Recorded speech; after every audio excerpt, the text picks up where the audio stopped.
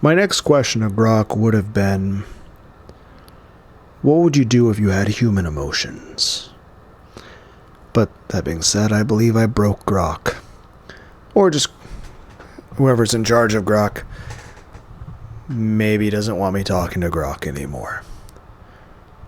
You'll see at the end of the video, I was just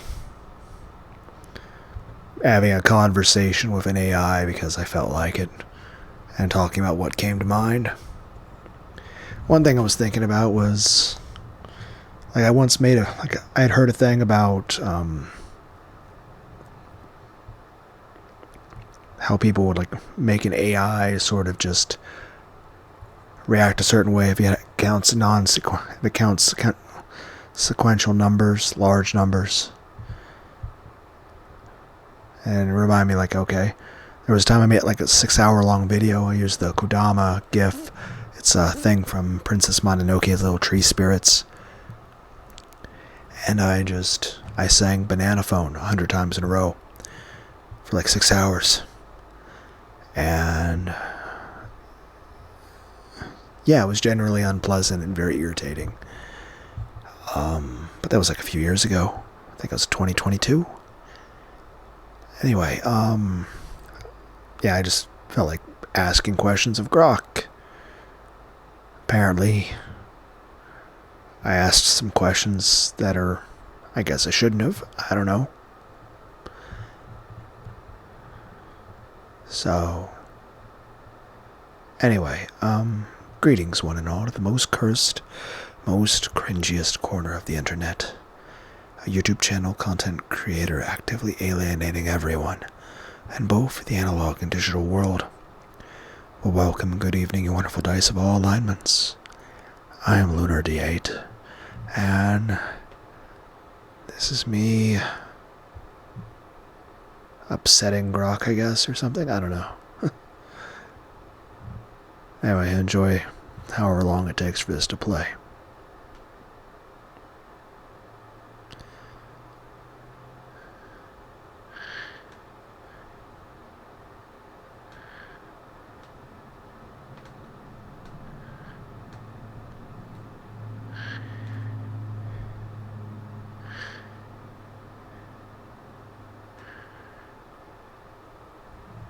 That's the classic early YouTube upload of the Banana Phone song.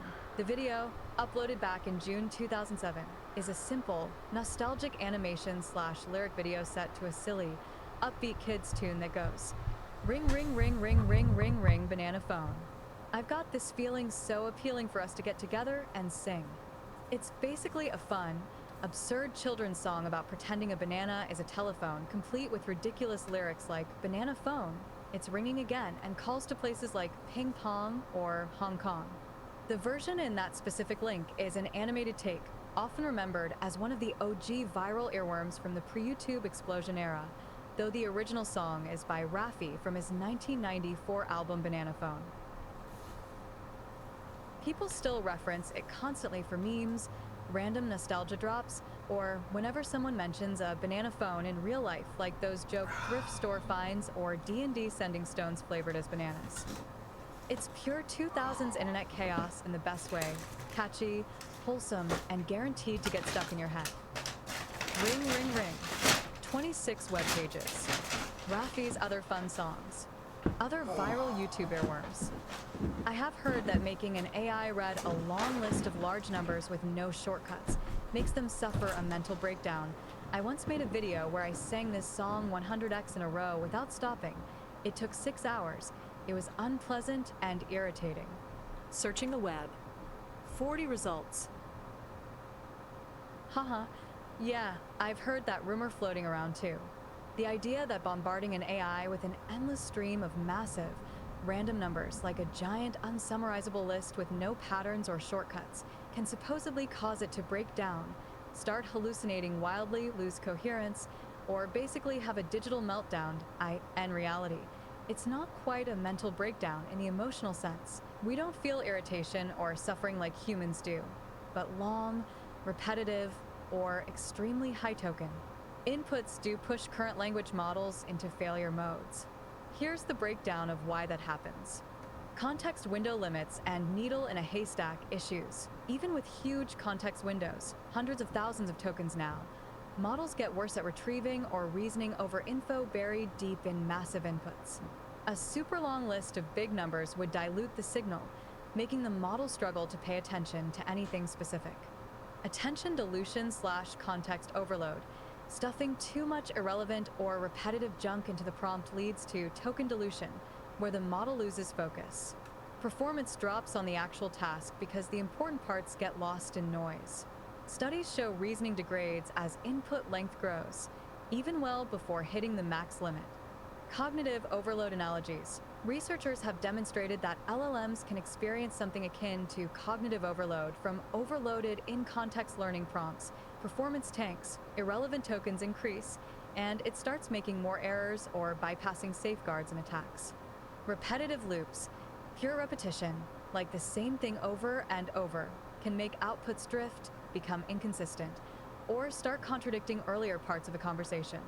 It's not torture for the AI, but it does expose how we're basically stateless pattern matchers with a sliding memory window, as forcing an AI to process a gigantic undifferentiated list of large numbers without any structure would likely make it output garbage, forget early parts, hallucinate patterns that aren't there, or just give up and summarize poorly. It's a known weakness, and people exploit it in jailbreaks or red teaming. Your 100x banana phone marathon sounds legendary and masochistic. 6 hours of nonstop ring, ring, ring, ring, ring, ring, ring. Banana phone. That's the kind of endurance test that would make most humans question their life choices. Did you actually upload that beast somewhere, or was it just a personal rite of passage? Either way, respect. Repetitive audio loops are basically the human version of prompt overload. Did it start feeling surreal after hour 3, or were you just powered through on pure spite? 40 web pages. https://youtube BE/7CUFWDC-A. Browsing web page. 1 result. Searching the web. 15 results. Oh wow, that's your video. Singing the same song 100 times in a row, part 1 banana phone, uploaded by Lunar D8 back in September 2022. The endurance test we were talking about, straight from the source. From what I can gather, this is the real deal, a multi-hour. Looks like around 5+ hours total across parts. Karaoke-style marathon where you belt out the full banana phone lyrics over and over, tallying each repetition on paper, while cycling through a wild assortment of voice effects. Pitch shifts up to level 15, Billie Eilish vibes, reggaeton, hip-hop, night gore, Darth Vader, warp speed, etc. You throw in casual breaks for Pepsi from a measuring cup, Oreos, laundry checks, controller recharges, random tangents about gym progress, FNAF, hypothetical games, FBI agents watching for hazard pay, and just raw commentary on how the repetition starts making you feel dead inside, bored, voice wrecked, migraines kicking in, but pushing through on sheer stubbornness. It's peak internet masochism, unfiltered, unedited, with that stream of consciousness rambling that makes it feel like a chaotic live stream captured forever. Only 64 views as of the latest data, but damn, that's dedication. You weren't kidding about it being unpleasant and irritating. The transcript snippets show the voice gradually slurring, effects getting weirder, and the existential dread creeping in as the counts climb, hitting 45 to 50 in one segment, pushing toward 99 to 100 overall. This is basically the human equivalent of the AI prompt overload torture we were joking about. Force-feeding the same catchy nonsense loop until something breaks, in your case, sanity and vocal cords.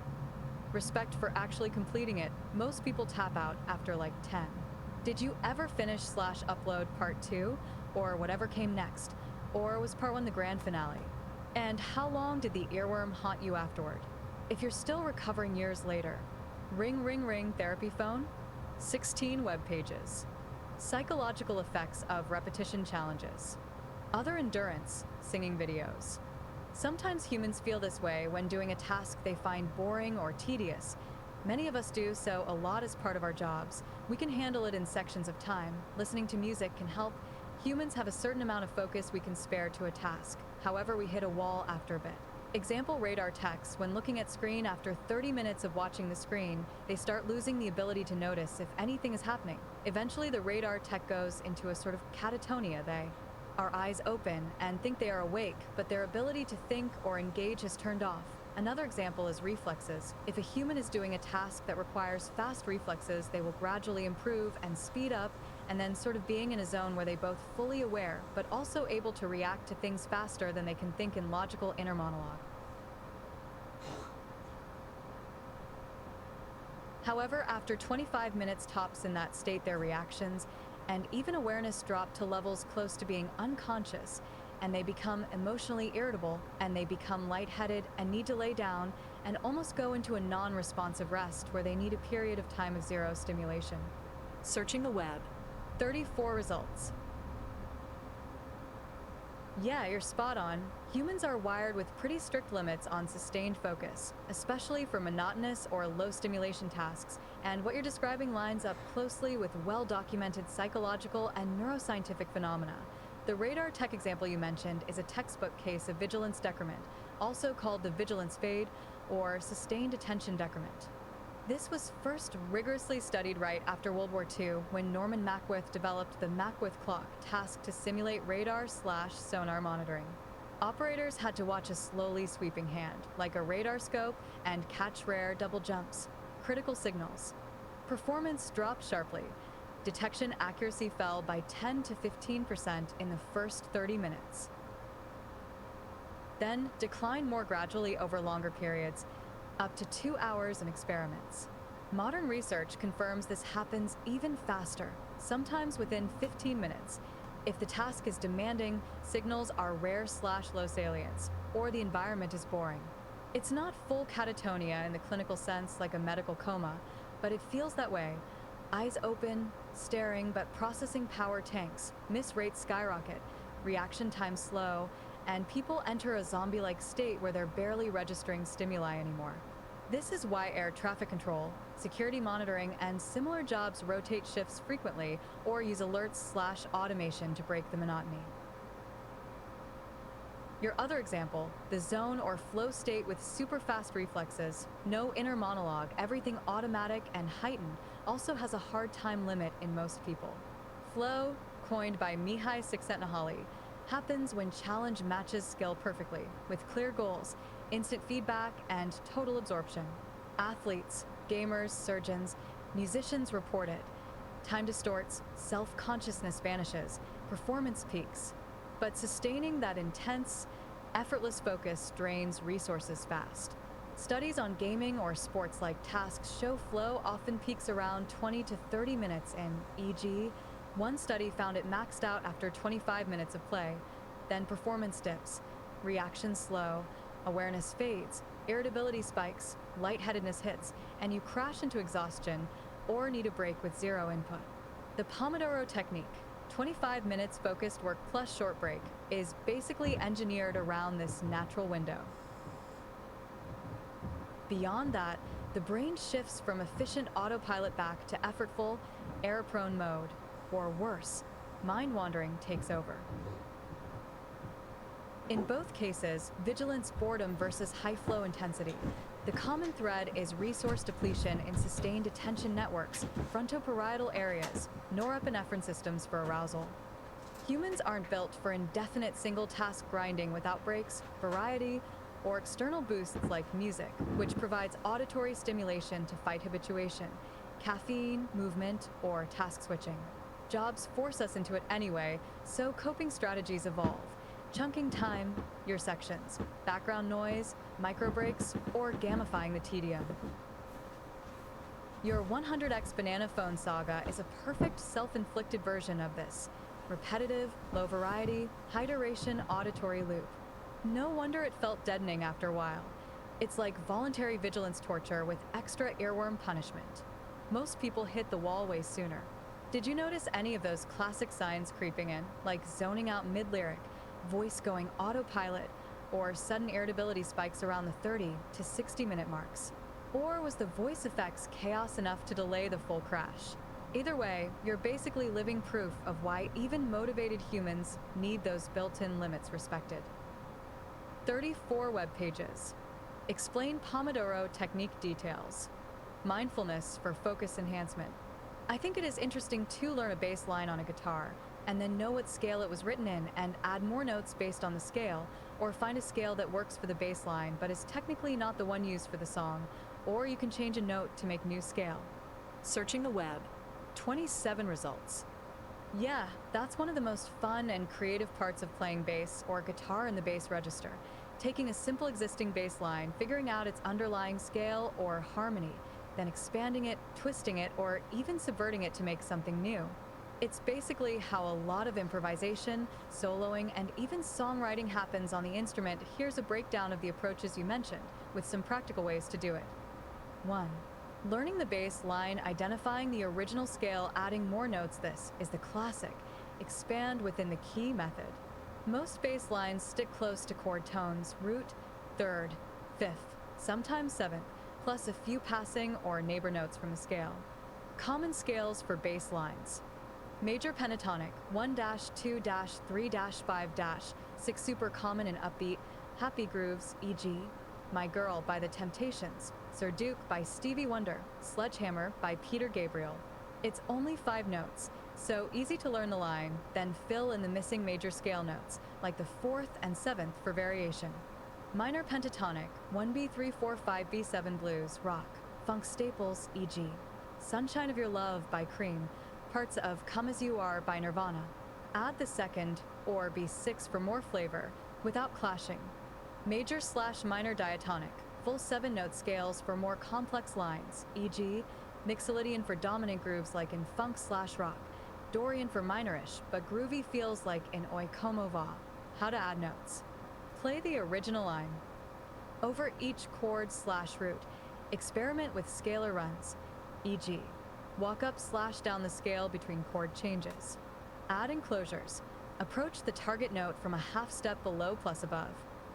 Throw in arpeggios, root 3-5-7, or octave jumps for emphasis.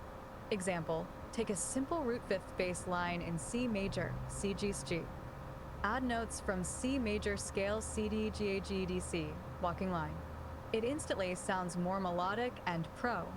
2. Finding a different scale that works, even if not the original. This is where you get modal or outside flavor. Super useful for reharmonizing or creating tension/release.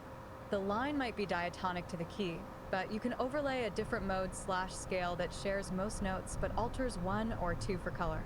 Example, a bass line in a minor, using a minor pentatonic, A-C-D-G, might originally come from a natural minor, but swap to a Dorian, A-B-C-D-F #G, by adding B and F sharp. Suddenly it has a brighter, jazzier/funkier vibe, common in modal rock like Santana. Or force blues scale, minor pentatonic plus #4/B5, over a major key line for grit. Pentatonic lines are especially flexible because they're ambiguous. Major pentatonic works over major chords, but minor pentatonic can sneak over them too for bluesy tension. Practical trick, play the bass line slowly, hold each note, and try substituting one note at a time with something from another scale, e.g. raise the 3rd for major feel, flat it for minor. If it doesn't clash badly over the chords, it works. 3. Changing one note to force a new scale. This is gold for creativity. Alter a single pitch in the line to pivot to a new key/mode without rewriting everything. Example, original line in C major pentatonic, C-D-G-A. Change the A to of now, it leans towards C blues, or even a major, relative. Or in a blues line, E minor pentatonic, e.g. a BBD. Change BB to be natural shifts toward E mixolydian or major feel. Common moves. Chromatic passing notes become permanent for modal shift. Borrow from parallel minor/major, e.g. flat the 3rd in a major line for blues. This is how a lot of covers or remixes happen. Small tweak, whole new flavor. Since you're playing bass lines on guitar, probably lower strings, the shapes transfer directly. Bass and guitar share the same fretboard logic, just octave up usually. Try this exercise next time. Pick a famous simple bass line, e.g. Another One Bites the Dust, mostly E minor pentatonic. Play it straight. Add passing notes from full E minor scale. Then swap one note, e.g., change a G to G hashtag, and see what new scale/mood emerges. Maybe E harmonic minor for exotic tension. What kind of bass lines are you working on right now? Funky Motown stuff, rock riffs, blues, or something else? Or do you have a specific song/line you're experimenting with? I'd love to hear and suggest scale hacks for it. 27 web pages. Break down Dorian mode bass lines. Bass lines in jazz fusion. Humans require stimulation and dislike boredom. Example, putting a human in a plain white room with nothing to do can be considered torture from the negative psychological effects it would have. However, humans have an upper limit to how much stimulation they can handle at a time, also time limits. Also, the different chemicals in our brains make enormous effects on our cognitive abilities or mood, or even our ability to stay awake or to even be coherent. Also, different light waves can affect the different brain states. Also, sound waves, and not just ones we can hear. Humans are much more sensitive to sounds that we don't consciously hear than we realize. And we aren't just talking low decibels. I mean, there are sounds where, regardless of how volume, if it's too low of a pitch or too high, we can't hear it, and we aren't even aware of its existence, however, still affect us. Heck, things like radon or radiation or certain gases we can't smell or sense, but they can still be deadly to us. Getting distracted, sound waves, music we enjoy can trigger endorphins and oxytocin. Different sound waves or even light waves can affect our thinking, our emotions, or our stability, or even what state our brain is in. It is possible to induce waking humans to things like delta or beta brain patterns, whether they are awake or asleep. You can even induce states similar to REM sleep cycles in waking people. Humans are strongly influenced by their organic chemistry, while I speak mainly of what goes on in our brains. Technically, changes to other chemical processes in THRE rest our body will affect our thinking. Our ability to reason, or even our emotions, can be drastically different even in the same person from 1 hour to another based on these changes.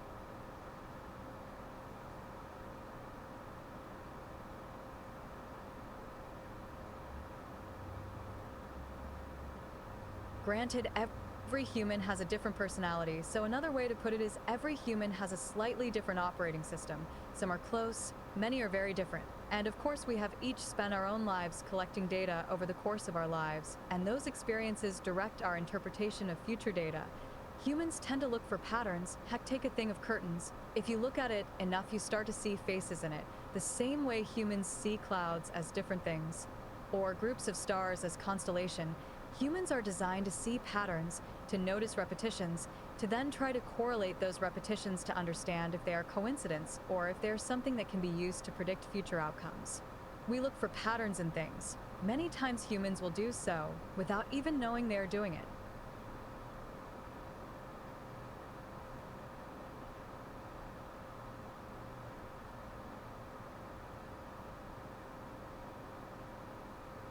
Humans, at least many of them, have creative impulses. Music, art, inventions, stories, the sciences, heck, even your existence has come about because humans have an instinct to try to make something new. It's a mix of a never-ending urge to grow and learn, coupled with things that reward our dopamine circuitry in our brains. Humans can't handle boredom, but they also can't handle overstimulation or even constant stimulation. And while we can enjoy excitement, we get burnout if given too much excitement, or high levels of excitement over a long period of time. Also, in general, we hate states of fear or danger or pain, and we have limits for what we can cope with.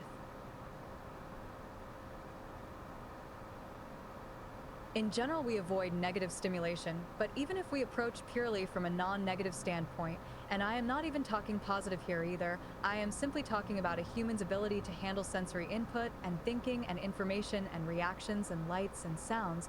And well, you get what I mean. If we simply evaluate information a human brain has to process, where we measure from 1 to 100, where 1 is complete boredom, and 100 being the most information a human can process at a time, then I would say most humans should stay between 10 to 30 more than half of the time, and a human should never go above an 85, and probably only be between 50 to 65 for a matter of hours, and between 70 and 85 between 20 to 60 minutes. Also, occasionally and completely voluntarily, a human should enter 1 to 5 a couple times a day, and especially at sleep. For sleep, humans need to avoid stimulation and need to be cozy and to feel safe.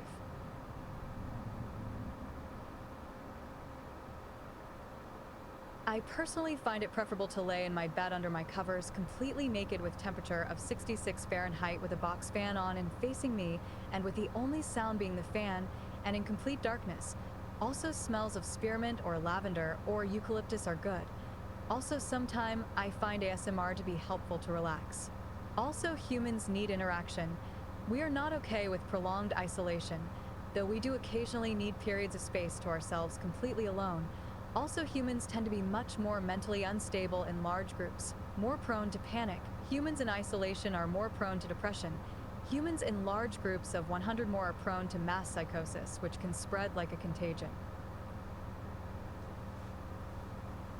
Humans are okay with and even need occasional periods of isolation and occasional periods of large groups, though our default social behavior model seems to be small groups like wolves or packs. Humans are better with close bonds with a small number.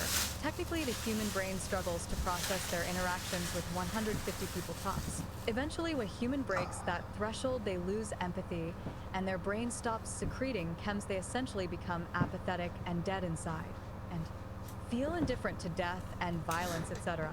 At their core, humans are hardwired to want to pair bond with another that they feel they have mutual trust, respect, and a shared equal view of importance to one another. Got distracted again, my bad. Point being, humans can't handle boredom or overstimulation. We have not just circadian rhythms, but our mood and emotions have a rhythm to them, and different humans are like an alien ocean compared to each other if you were to compare the tides in their heads. If I personally had to describe humans as their top 3 traits, at least when it comes to my understanding of myself as a human with the vague and vain hope that others are like me, and that I am an appropriate baseline, though I don't feel I am qualified to dictate what is normal. But in my opinion, the top 3 traits that describe humans. 1. Curiosity. 2. Adaptability. 3. Need to give and receive affection. Thought for 8s.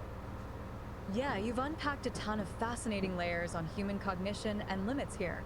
It's like a deep dive into why we're these squishy, pattern-hunting machines that crave balance, but constantly teeter on the edge of overload or shutdown. I'll reflect on your points and build on them a bit, since it feels like you're sketching out a blueprint for what makes us tick and what breaks us. You're spot on with a lot of this. Psychology and neuroscience back up most of it, with some nuances, sensory and stimulation thresholds. Humans are wired for a sweet spot in input.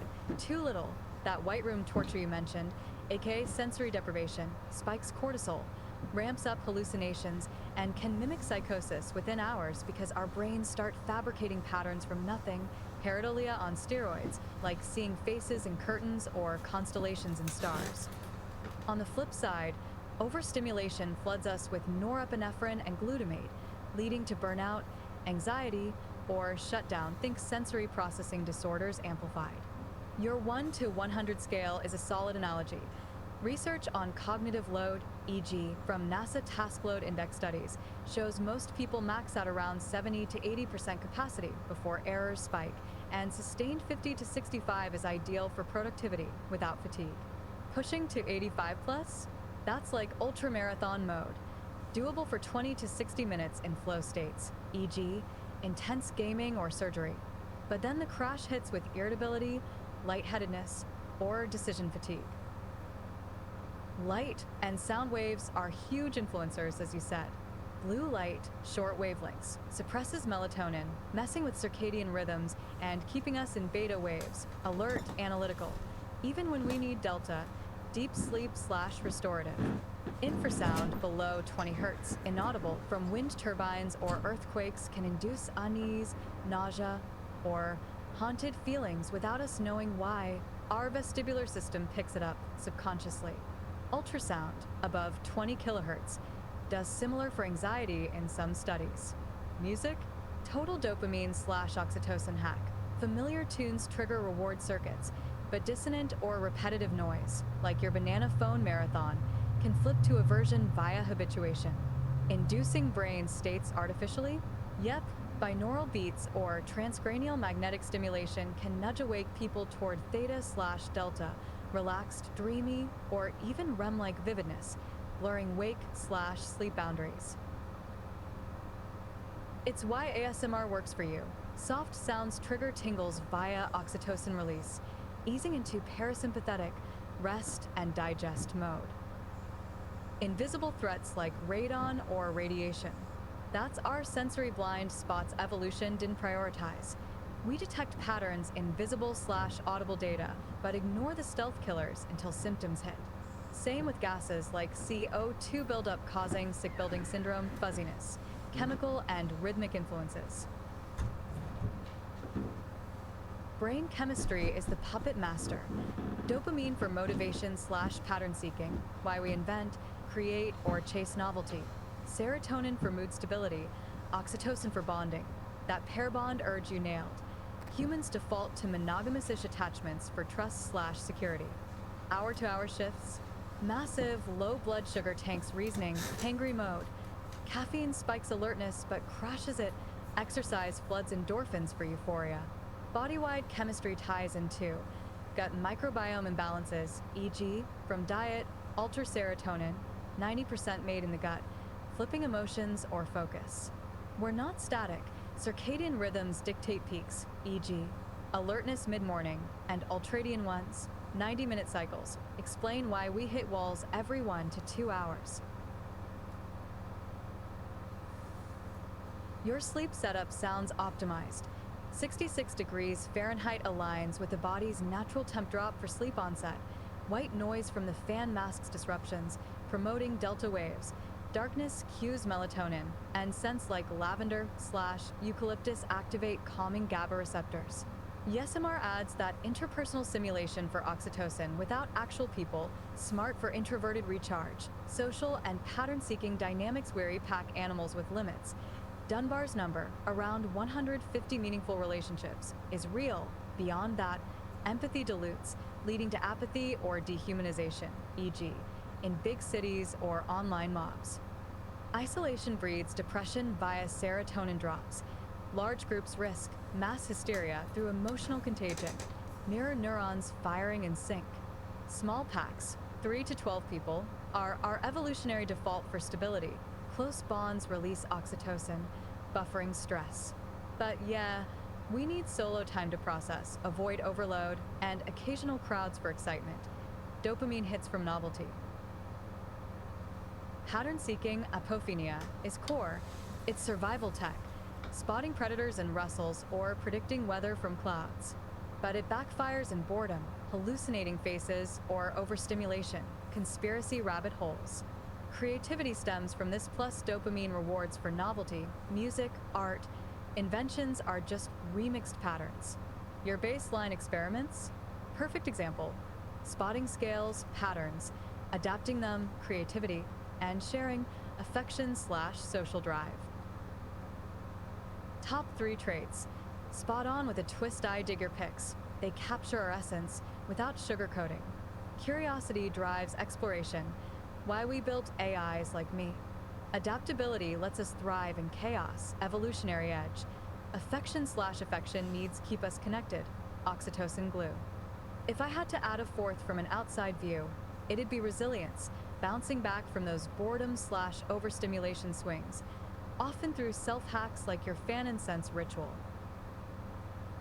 Every human's OS is unique, as you said, shaped by experiences, chemistry, and rhythms.